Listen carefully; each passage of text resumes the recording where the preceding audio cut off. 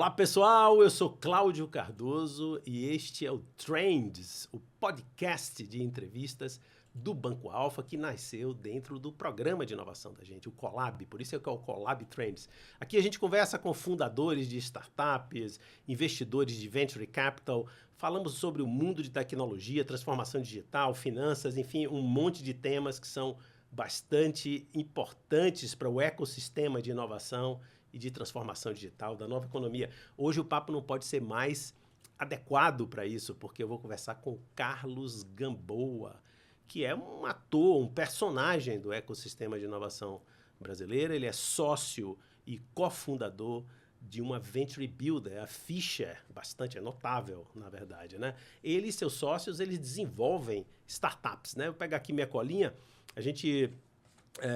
a formação do Gamboa, ele é engenheiro formado pelo ITA e tem um MBA na célebre Wharton, nos Estados Unidos. O Gamboa tem experiência como investidor anjo, empreendedor serial de vários negócios e iniciativas inovadoras, mentor de startups, somados a uma carreira com passagem pelo mercado financeiro, consultorias estratégicas e pelo venture capital.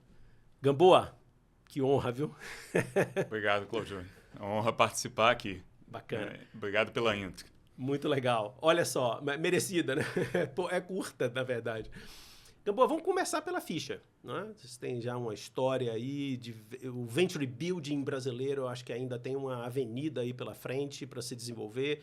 Vocês são quase que catequistas dessa ideia e tem um mundo aí para a gente conversar hoje. Vamos nessa, vamos pela Fischer. Verdade. Eu vou começar, então, um pouco ao contrário, antes da Fischer, né? Tá.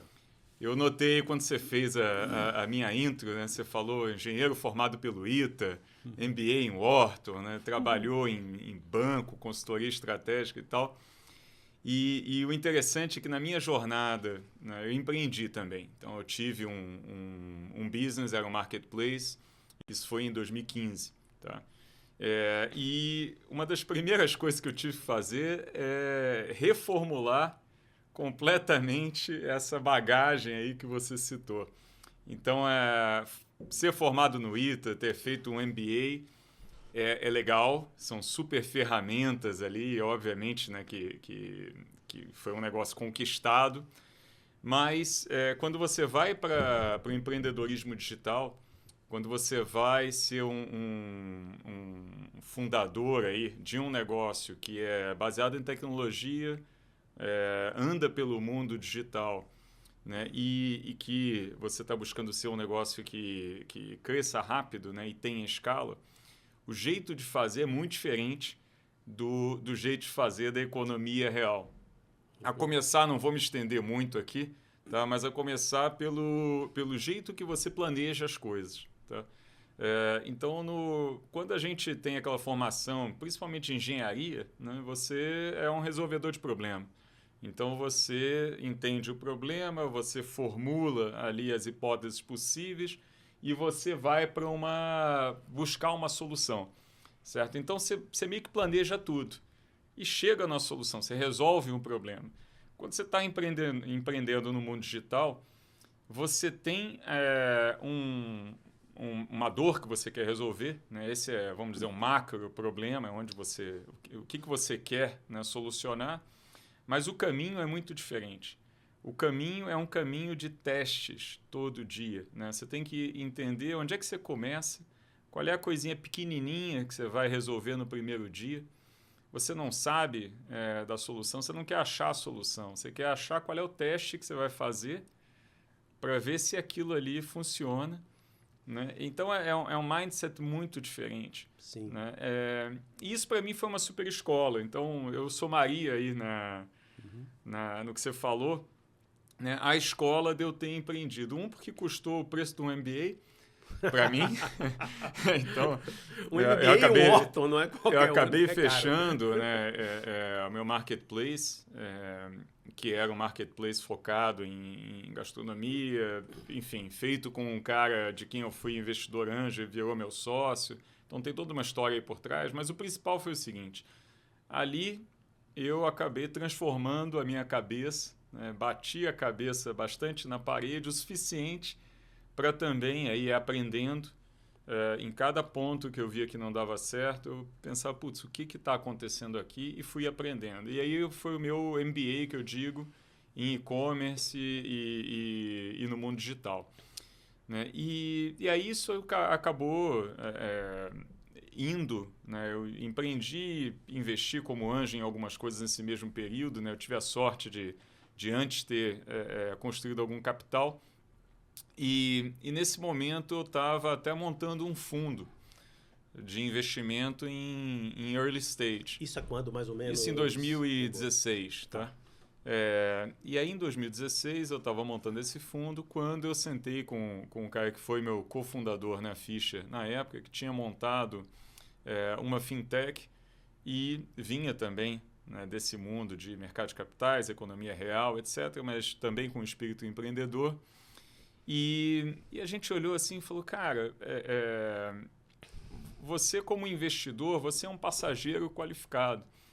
E naquele tempo, em 2017, 16 para 17, existiam muitas coisas ainda no universo de fintech, principalmente na época, a serem resolvidas e que você você não tinha empreendedores, é diferente de hoje, que você tem um mercado muito mais maduro, né? Mas ali você, principalmente para coisas que eram B2B, ou seja, da cozinha, né, das empresas, você tinha pessoas de tecnologia que não entendiam muito bem dessa cozinha e tinha o pessoal de business que entendia da cozinha, mas não entendia de ter essa visão tecnológica.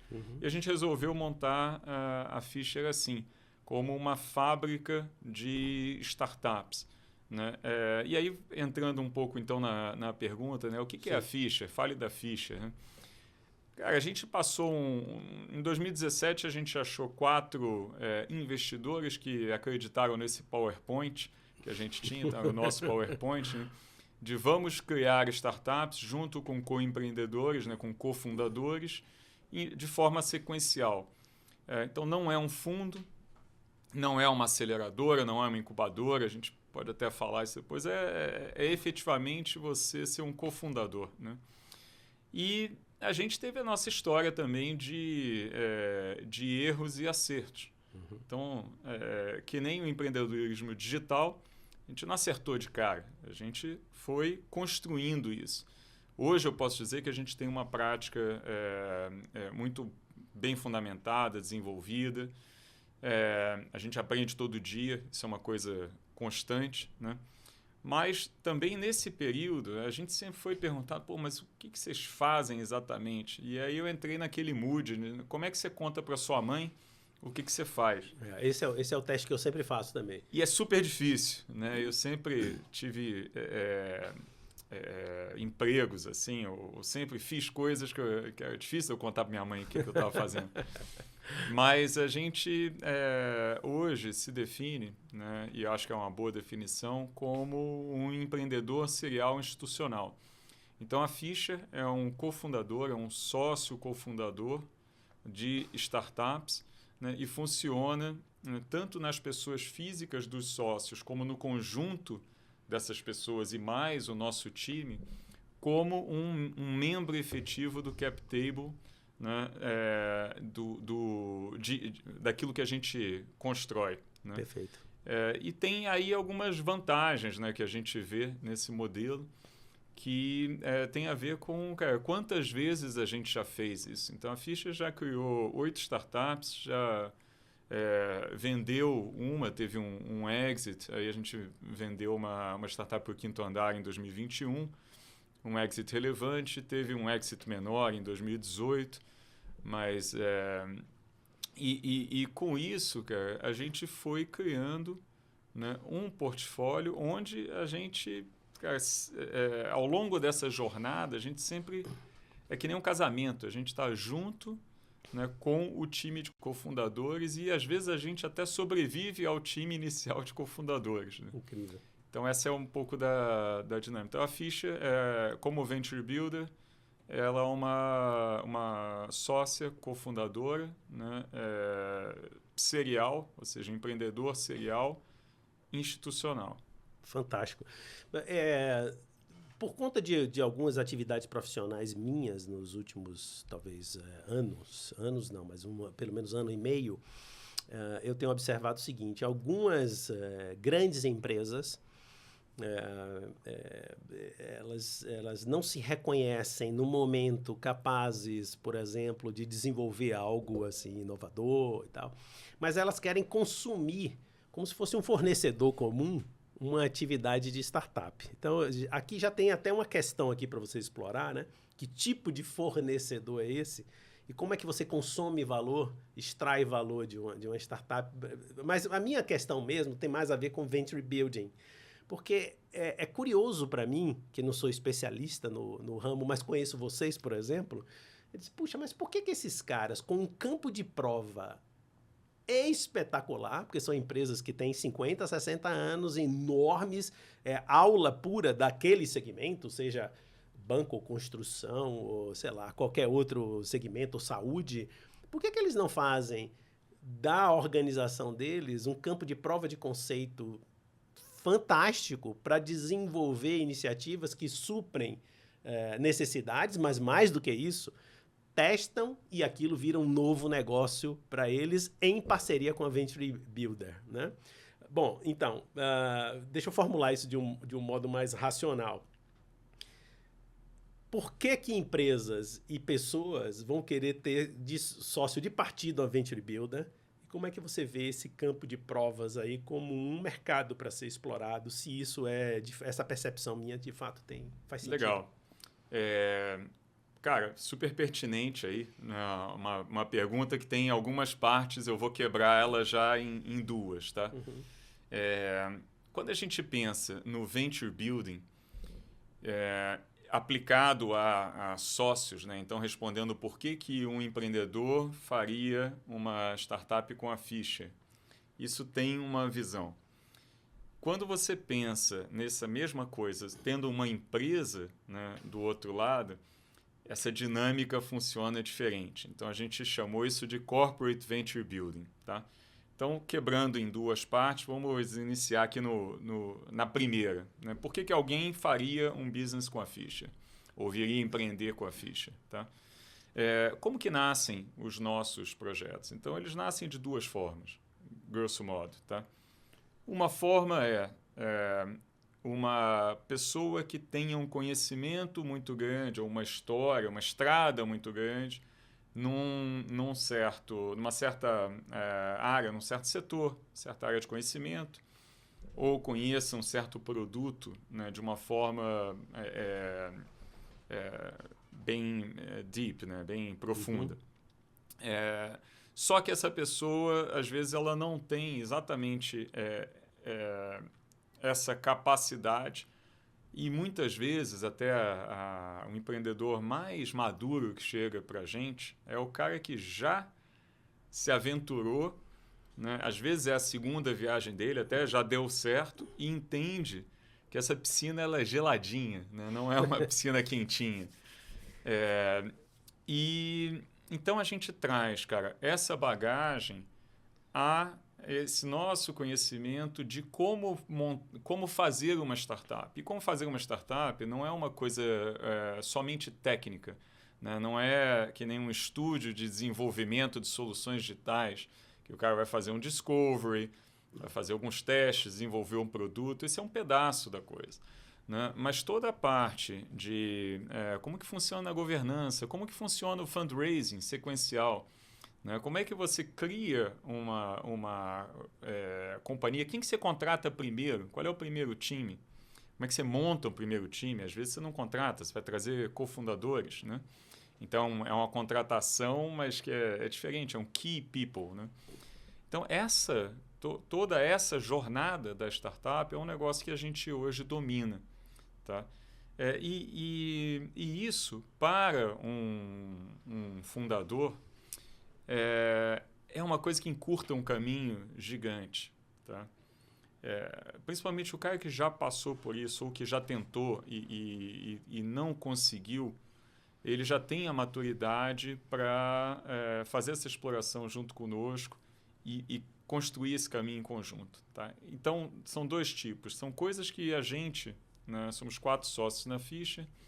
Então, nós como sócios e outros, né, membros ali da Fischer, a gente está sempre estudando tendências, está sempre olhando para certas áreas e olhando para coisas que valem a pena ser resolvidos, problemas gigantes, e podem surgir coisas de dentro da Fischer. Então, a gente está montando uma startup agora em conexão digital, microprodutos de conexão digital, né? Como se fosse uma telecom para classe, para desconectados. Eu diria classe CDE, mas não é bem isso.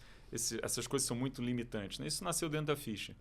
E a gente construiu o time de cofundadores. A gente trouxe pessoas, um deles, um sócio muito bem, um fundador muito bem sucedido numa empresa de meios de pagamento, tá? que resolveu empreender junto conosco.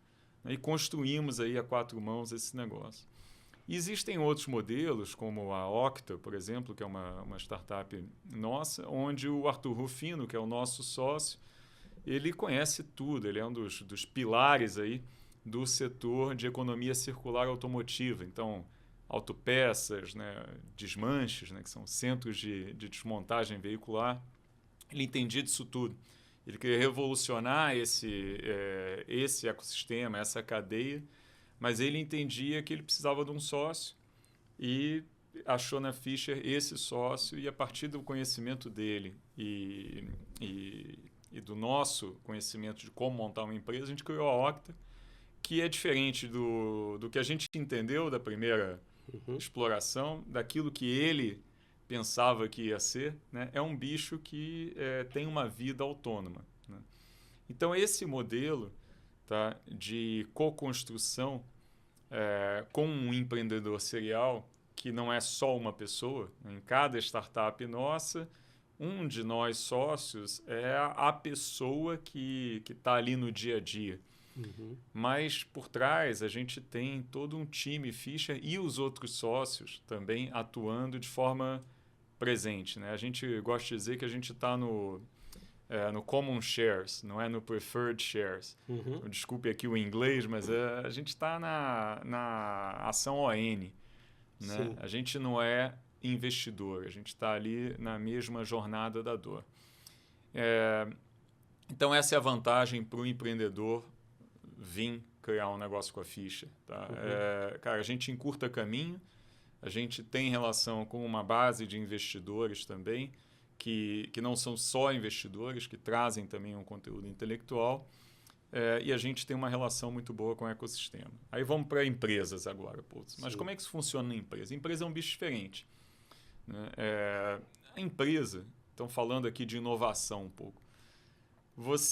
Quando a empresa resolve que ela quer criar alguma coisa, cara, isso já é um negócio muito avançado. O que a gente detecta muitas vezes, né? Claro. Que não é exatamente isso. Às vezes ela quer consumir, ela quer fazer um programa de inovação aberta, ela quer interagir com esse ecossistema e extrair deles, né, do ecossistema aqui, propostas de solução para problemas que ela tem ou para oportunidades que ela vê.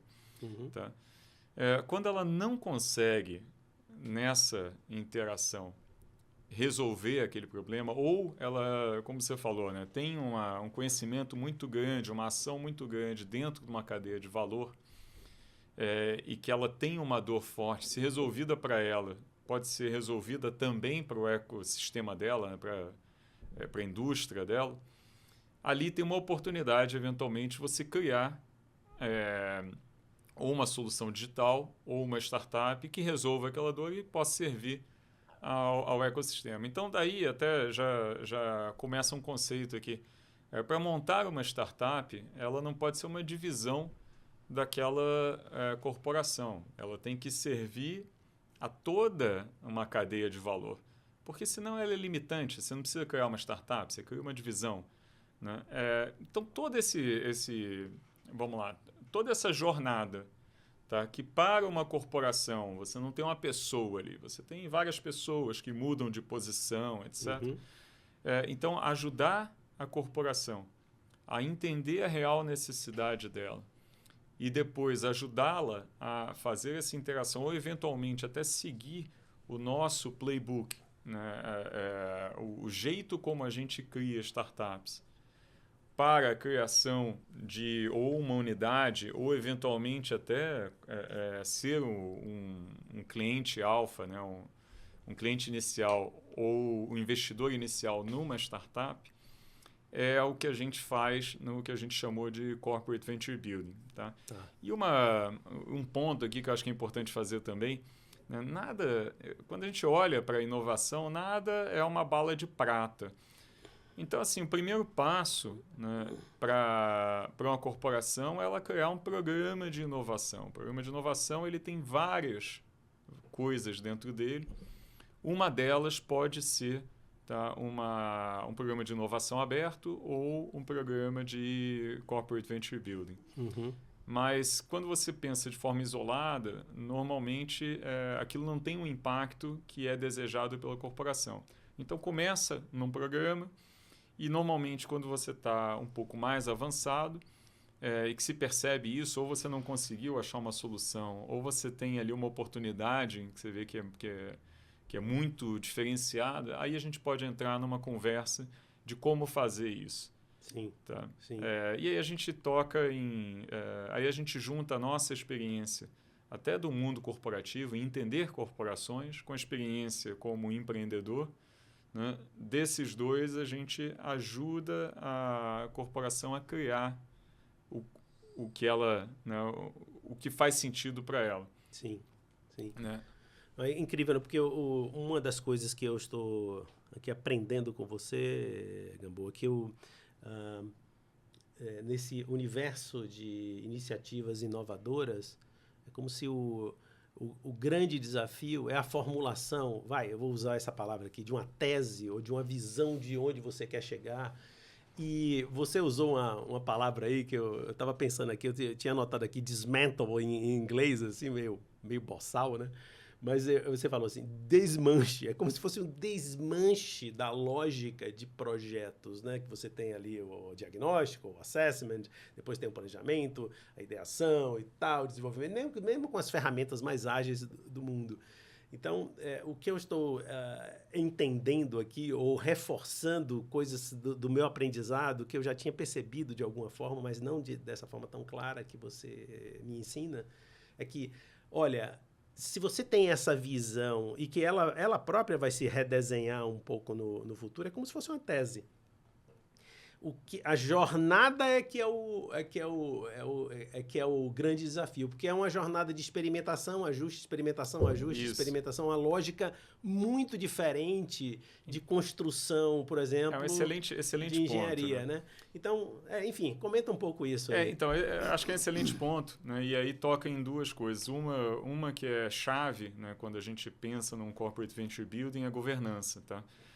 O que você falou é muito verdade, né? Um dismantling, né? Ou seja, é uma desconstrução, de como que se pensa na criação de um negócio. E isso tem um fit muito ruim, na verdade, Sim. com, por exemplo, os ciclos orçamentários, né, das corporações. Por exemplo. Os ciclos de planejamento estratégico, tá? Então, quando você encaixa, cara, aquilo que tem um jeitão de startup, ou que pretende ser uma startup, num ciclo orçamentário, você já deu o primeiro passo para matar aquilo como startup, entendeu? Duas coisas que você cria, incentivos errados, tá? E metas erradas. Então, isso, por exemplo, é uma das coisas que a gente ajuda a corporação, principalmente, né, a parte senior, ali, o C-level da corporação, a entender melhor o que é essa missão aqui, né, de criar um novo negócio dentro desse contexto de economia digital. Sim. Tá? Porque se fosse uma nova fábrica, tá? Uma nova unidade de negócios dentro do business, isso são coisas que eles sabem fazer. Agora, quando você vai criar uma coisa que vai ser uma solução, normalmente não é para coisas do core da companhia. Isso entra em P&D. Tá? Mas imagina que você tem uma companhia, vou dar um exemplo aqui, né? Uma companhia de pharma, Deixa eu pegar um exemplo real. Pensa num case aqui de Corporate Venture Building que nasceu, a gente pode falar, aconteceu, que é o Zé Delivery, tá? Na Ambev. Aquilo, cara, era uma questão de logística, de entrega. Não tem a ver com produzir nem cerveja, nem refrigerante, né? Mas virou um outro negócio, tá? Normalmente nas corporações é um pouco isso, são coisas que estão no ecossistema dela, mas não são core, né? Não é diretamente na atividade principal, só que são dores que elas sentem e que os consumidores delas sentem e que podem ser grandes soluções. Mas pegando, eu não quero falar muito desse exemplo em si, mas pensando aqui na lógica de construção e pensando no negócio digital. Quando você joga aquilo, uma meta anual, quando você joga ali um orçamento anual, você está levando a um planejamento anual. Né? E aí vai bem contra essa lógica de aprendizado constante. Tá? Então, essa governança é um negócio que a gente trata bastante, né, para que ela seja correta. E se você vai, por exemplo, montar uma startup, em geral, né, não adianta para a corporação ela botar um executivo ali à frente e ela ser a dona da startup. Cara, quem está na guerra tem que estar incentivado. Esse é o princípio básico ali do empreendedorismo. E aí você não tem um modelo só, você tem vários modelos. Você tem desde um modelo que a gente chama Command and Control, né? A corporação paga tudo e ela vai suportar o funding daquele negócio e tal, e ela tem um cara ali na frente que está incentivado. Esse cara vai ter uma parcela de incentivo, mas vai estar diante de um grande negócio.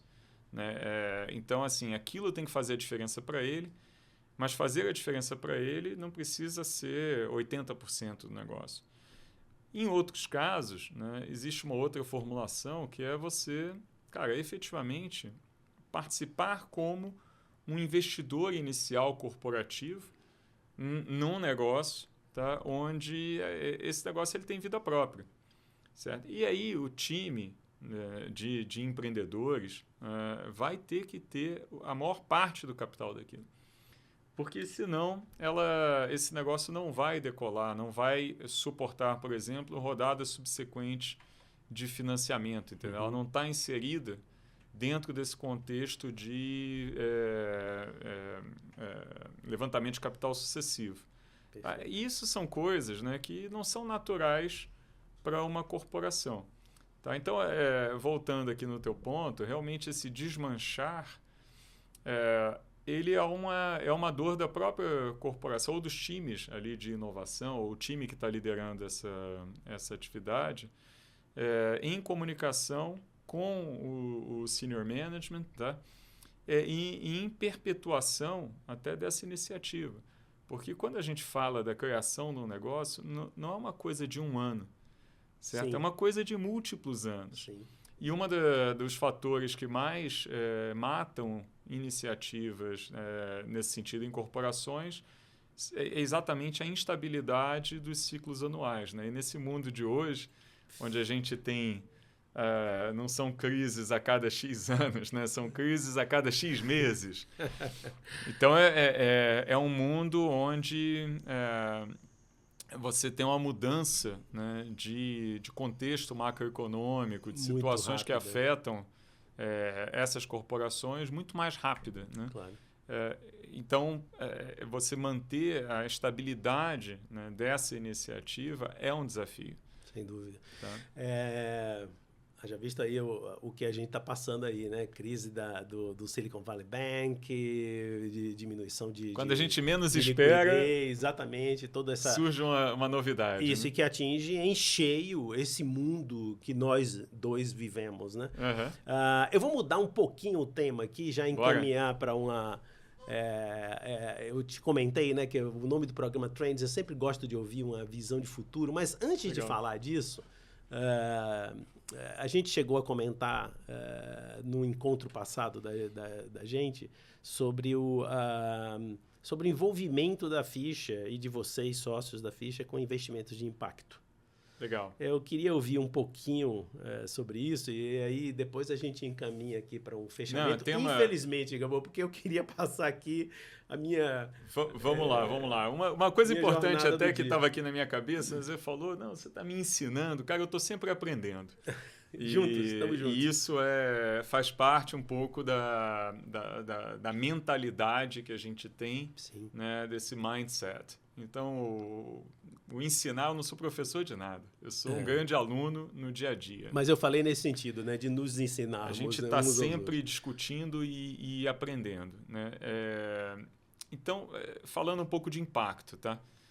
A gente nasceu em 2017 com um foco grande em mercado de capitais, fintechs, né? Tudo que envolvia essa parte de mercado de capitais principalmente, mas mercado financeiro como geral.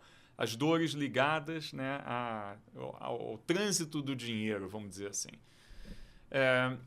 Mas eu diria que talvez um marco aqui foi em 2020, quando a gente criou a Octa com o Arthur.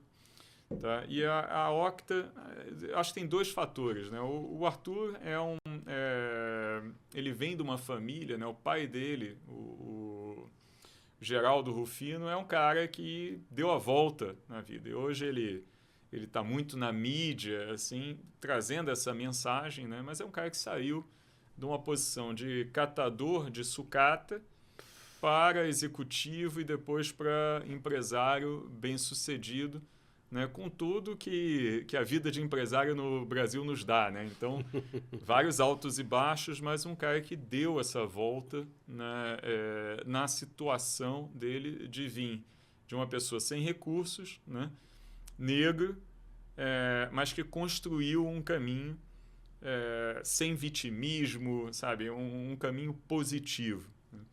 O Arthur é a primeira linhagem aí dessa família, já educado, né, na segunda geração, aí já viveu um pouco no tempo de benesse, mas guarda muito, eu acho que esses valores.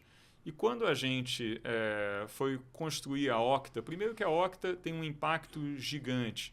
Ela cria, numa cadeia de valor que é linear, que é a cadeia automotiva, né, onde você constrói carro, usa carro, joga fora carro.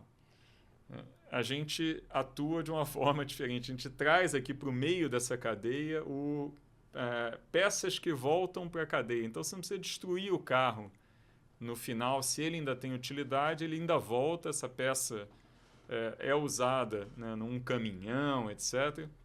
Você evita emissão de carbono aqui, porque quando você recicla uma peça, você destrói a peça e depois você constrói uma nova.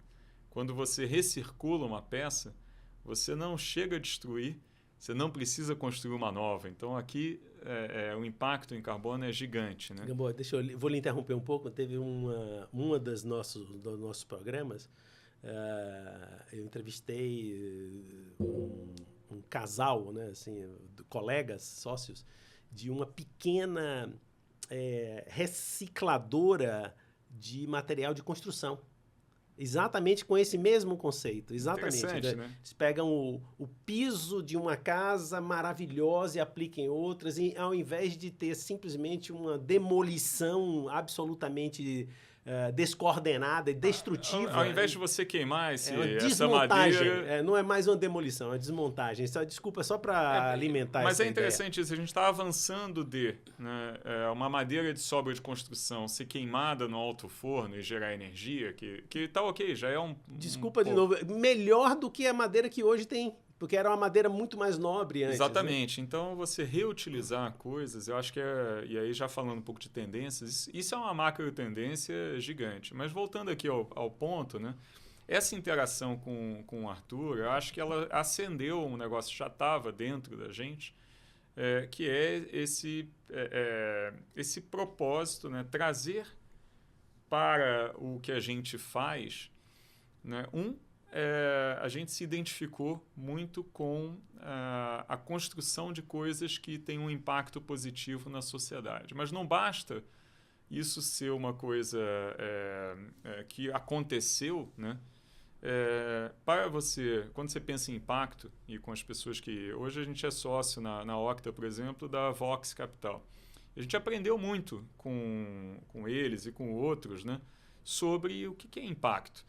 E não é só você ter, assim, por coincidência você ter impacto. Você tem que fazer na verdade, uma vontade afirmativa, né? Então, você tem que querer ter impacto e construir isso dentro do que você faz.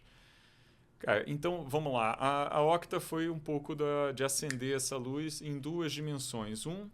Que ela não é uma fintech. Tá? Ela até tem vários aspectos ali ligadas a capital de giro, a financiamento dessa cadeia de valor, que a gente eventualmente traz aqui para a mesa, tá? Mas ela em si não é mais uma fintech. Então, a gente viu que ao longo do nosso aprendizado, a gente não sabe construir fintechs, a gente sabe construir startups. E esse foi um primeiro ponto. E dois, a gente se aproximou muito mais, né, do empreendedorismo de impacto, tá, de causas ligadas a empreendedorismo de sócios, né, negros, então questões sociais, raciais, né, e trouxe isso mais para a mesa. Então, quando a gente montou a Taon, que é essa empresa de comunicação, né, de comunicação que eu digo, na verdade, de conectividade, tá? Uhum. E a gente decidiu que a gente ia resolver um problema das pessoas que hoje usam pré-pago, tá, nos seus celulares e pagam o gigabyte mais caro com o serviço pior, e entender o que eles precisam e fazer ao contrário, em vez de dar um plano para eles, né? Olhar assim, cara, o que esses caras precisam na vida? E aí a gente traz uma construção que é completamente diferente de um plano. Tá? Então a gente explodiu o plano e criou uma outra solução, mas esse é capítulo para um outro dia. A gente começou a olhar, né, ativamente para impacto como um dos pilares de por que a gente montaria um negócio. Tá? E isso passou a ser, né, fazer parte aí da vida da Fischer. E a gente pretende, né, para os próximos, a gente cria poucos negócios por ano. Então, a gente está até olhando, né, criou um programa de seleção, na verdade, de oportunidades, que a gente chama de teste rápido ou fast validation, né, validação rápida, onde a gente cria um ciclo maior, mas a gente nunca vai fazer 10 startups por ano, porque a gente é sócio, né? Não dá para, não é isso, não é uma máquina de produção. É até tocando um ponto, né? Por isso que a gente não é uma incubadora, a gente não é uma aceleradora.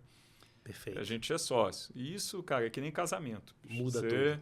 Você tá lá no dia bom e no dia ruim, tá? Mas, cara, parte da seleção passa a ter a ver com, cara, por que a gente está fazendo isso, né? Dado que vai dar tanto trabalho e é uma piscina gelada, né? É um negócio que, cara, não é confortável, né? É uma delícia, mas não é confortável. Então, vamos fazer as coisas que a gente acha que estão trazendo, cara, impacto positivo para nossa sociedade, tá? Brasil e mundo, mas passou a fazer parte do nosso DNA. Bom, para mim faz todo sentido. Bom, a gente tem que, infelizmente, encerrar esse papo. Mas antes de encerrar, eu quero lhe ouvir assim, um pouquinho. Qual é a visão que você tem aí para os próximos meses, pelo menos, né? Porque o forecast hoje está cada dia mais complicado. A gente não sabe se vai fazer sol ou chuva. No nosso mundo, a gente não sabe o que vai acontecer daqui a algumas horas. Uma coisa que eu não gosto, né, é de futurismo. E é interessante isso, né? Porque tem pessoas que se criaram, né, como grandes futuristas e tal. E é um assunto bem temporal agora, né? A gente acabou de ter o South by lá, o South by Southwest, né? Que é um evento assim fantástico, né? Multifacetado. Então não é só uma feira de inovação, não é só uma feira de tecnologia, né? É um negócio é muito legal. Mas é interessante ver também o que volta de lá e o que impressiona, o que toca a diferentes pessoas, né? E eu sempre gosto de dizer, acho que talvez por ser mais cético, talvez, né? Cynical, né? E por ter também por viver esse dia a dia, que quando você faz previsões, suas previsões vão estar sempre erradas. E eu vivo isso no dia a dia, né? O nosso plano de negócio está sempre errado, por definição, porque você está sempre construindo ele. Mas talvez tenha algumas macro tendências assim, que eu apostaria, tá? Como tendências relevantes para frente. Tá? Uma delas que tá super no hype agora, é a inteligência artificial. A gente está vivendo uma fase, cara, em que a gente está aprendendo como colocar isso na prática e está virando quase que commodity. Né? Quando você tem um chat GPT onde eu posso entrar lá e usar, cara, isso está mudando o jeito de pensar de muita gente e o jeito de construir coisas também. Numa das nossas startups, até que é uma startup de inteligência artificial hardcore, né, que é a Beaver, a gente olhou para o uso, tá, do AI, então esse AI tipo o ChatGPT, como treinador dos nossos modelos. Então, como parte, uma ferramenta que ajuda a melhorar muito a velocidade em que a gente treina os nossos modelos, que são modelos diferentes, processamento de linguagem natural para documentos legais e documentos não estruturados em geral, mas a gente achou um uso ali. Né? O uso de interação com as pessoas também está subindo muito. E isso tá naquele ponto, né, onde a ferramenta está virando realmente muito mais natural, né? Muito mais próximo. Então, isso eu acho que é uma tendência, tá? Vai mudar o jeito de vários negócios. Tem uma outra macro tendência que é saúde, cara, e principalmente saúde mental. Tá? Então, a gente muito se falou na pandemia, né? Eu acho que aquela coisa, você vê, previsão, né? O novo normal não é o velho normal, tá? Só que algumas coisas ficam, algumas reflexões ficam e eu acho que acelerou muito, né, uma tendência que já vinha que está ligada, tá, à longevidade. Então as pessoas vão realmente viver mais e como é que se vive mais com qualidade, né? E hoje você tem um caminho que não existia no passado, né, que cada vez é mais prevalente, de você poder criar empregos ou ocupações ou atividades, né, que saem um pouco daquela caixinha. Né? Como é que você vive, mas vive bem, tem uma fonte de renda que não te deixe prisioneiro. Né? Esse eu acho que é uma tendência. E isso leva a essas questões das pessoas investirem muito mais no seu bem-estar, tá? Físico, psicológico. Então, toda essa parte de saúde mental, a parte de esporte também, né? Isso tudo em conjunto, eu acho que é uma macro tendência que acelerou bastante aí com pós-pandemia. E talvez para citar assim, uma última, né?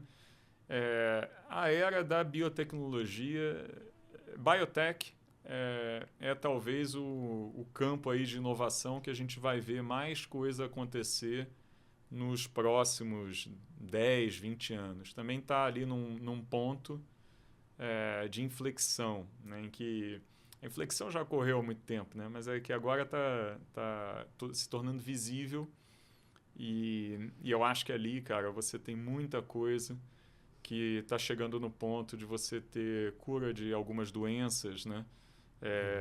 Que hoje nos assombram, principalmente com longevidade. Então, a gente está falando de vários tipos de demências, Alzheimer, etc. A gente está chegando mais próximo de ter uma outra via de olhar para isso. Tá? Uma via de medicina customizada. Então, acho que é um lugar para se olhar. Tá? Só 3, assim. Nossa, e, de novo, sem ser futurista. Né?